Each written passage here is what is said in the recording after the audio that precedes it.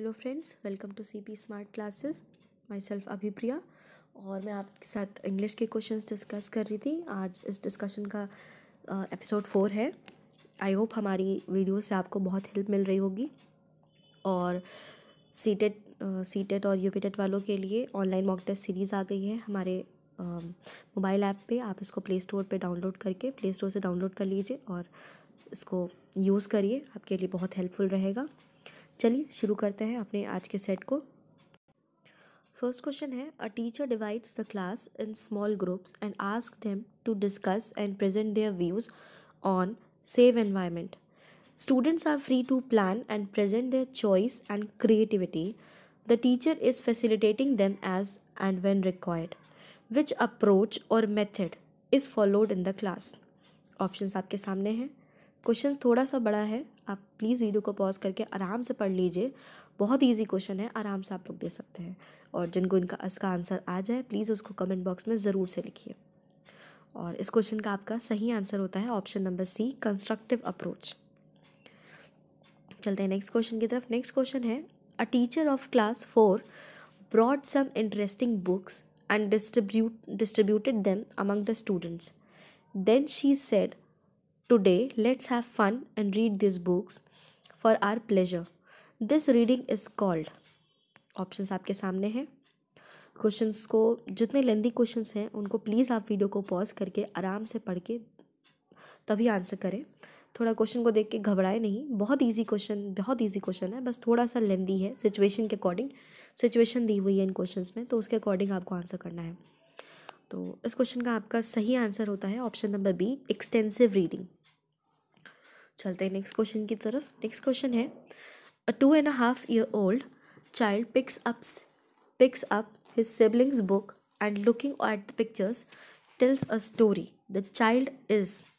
तो बहुत easy question है। इंग्लिश के सारे क्वेश्चन लगभग इजी ही हैं। आपको थोड़ा सा ध्यान देना है क्वेश्चंस पे कि किस चीज़ की सिचुएशन या किस तरीके की सिचुएशन पूछी जा रही है। और इसका सही आंसर होता है option number A, emergent reader. I hope इसका आपको सबको आंसर आया होगा। बहुत ईजी क्वेश्चन था ये। नेक्स्ट क्वेश्चन है, a teacher of class 3 finds that some students understand the concept more clearly when she explains them orally. Their learning style is. बहुत इजी क्वेश्चन है, आराम से आ जाएगा अगर आप लोगों ने सही से पढ़ाई करी होगी तो। और इस क्वेश्चन का आपका सही आंसर होता है ऑडिटरी पता ही होगा, सुनने वाली जो क्षमता होती है वो स्किल अगर डेवलप हो रही है तो ये जो स्टाइल, जो लर्निंग मेथड है, लर्निंग स्टाइल है, ये ऑडिटरी है। चलते हैं नेक्स्ट क्वेश्चन की तरफ। नेक्स्ट क्वेश्चन है, a teacher asks the students to read the text for information and create their own interpretation beyond the literal level. Which sub-skill is she practicing in the class? Teacher ने बच्चों को एक information पढ़ने के लिए बोला और अपने इंटरप्रिटेशंस को कुछ बनाने के लिए बोला, जो कि मतलब लिटरल जो वहाँ पे दिया हुआ है उससे अलग हो, अपने ओन इंटरप्रिटेशंस के लिए कहा। तो ये जो सब स्किल वो डेवलप कराना चाह रही हैं, ये कौन सा सब स्किल है? और इसका सही आंसर होता है आपका इन्फरिंग पता ही होगा आप लोग को, अपनी उसको इंटरप्रेट करना, अपनी तरफ से इसको इन्फर करना इज द सब स्किल। ठीक है, चलते हैं नेक्स्ट क्वेश्चन की तरफ। नेक्स्ट क्वेश्चन है, story telling and listening to stories play an important role because stories. सबने सुना होगा कहीं ना कहीं स्टोरीज़ की इम्पोर्टेंस। तो ये बहुत इजी क्वेश्चन है। हमारी डे टू डे लाइफ में हम पता चलता है कि स्टोरीज़ की क्या इंपॉर्टेंस है। दादी नानी सबसे हम लोगों ने स्टोरीज सुनी होती हैं।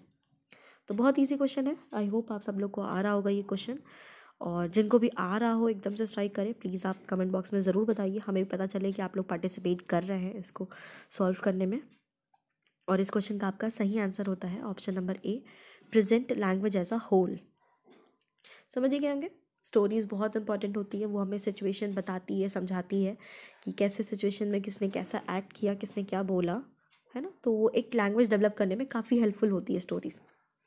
ठीक है, चलते हैं नेक्स्ट क्वेश्चन की तरफ। नेक्स्ट क्वेश्चन है, before starting a new chapter on the honest wood cutter the teacher started a discussion with the student on honesty. What is the teacher trying to achieve with this activity? बहुत easy question है, सब लोगों ने लगभग सुनी ही होगी ईमानदार लकड़हारे की कहानी. तो आराम से अब आप ऑनेस्टी पे डिस्कशन करते हैं तो ये किस तरीके की एक्टिविटी को शो करता है. बहुत इजी क्वेश्चन है और इस क्वेश्चन का आपका सही आंसर होता है एक्टिवेट स्टूडेंट्स प्रीवियस नॉलेज. चलते हैं नेक्स्ट क्वेश्चन की तरफ. नेक्स्ट क्वेश्चन है, a child got admission to a new school. The teacher was surprised to see that she would speak 4 languages fluently but could not speak in English. She is a. ये थोड़ा सा tricky question है, थोड़ा सा आपको सोचना पड़ेगा पर आ जाएगा आराम से. और इस क्वेश्चन का आपका सही आंसर होता है ऑप्शन नंबर ए, मल्टीलिंगुअल. ठीक है, चलते हैं नेक्स्ट क्वेश्चन की तरफ. नेक्स्ट क्वेश्चन है, a student of class 5 while reading a chapter finds some difficult and unfamiliar words and is not able to get the meaning of those words. He should. अब उसको क्या करना चाहिए?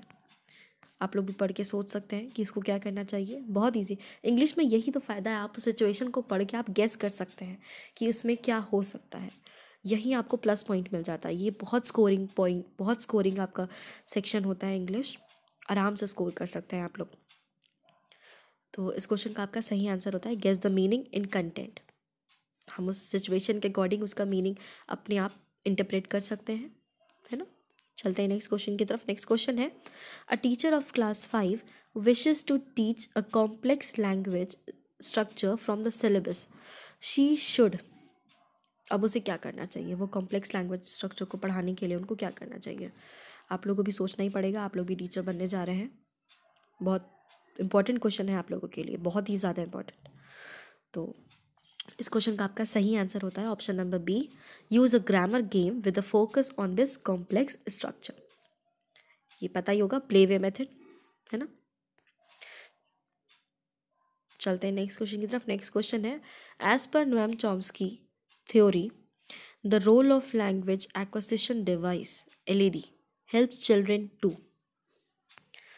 ये भी बहुत इंपॉर्टेंट क्वेश्चन है. जहाँ भी चॉम्स्कीज़ की थ्योरी आती है वो क्वेश्चन इंपॉर्टेंट बन ही जाता है. लास्ट एपिसोड में भी मैंने इनके बारे में बताया था, उसके पहले भी मतलब हम लोगों ने हर एपिसोड में उसके कुछ ना कुछ क्वेश्चंस इंक्लूड किए ही हैं जिससे आपकी ये थ्योरी तैयार हो जाए. और मैंने इन्फॉर्मेशन भी दी थी कि उस थ्योरी में क्या था, कैसे क्या था उसमें. ठीक है, वो अगर नहीं देखा हो तो आप देख लीजिएगा, बहुत हेल्पफुल रहेगी वो वीडियोज़ आपके लिए.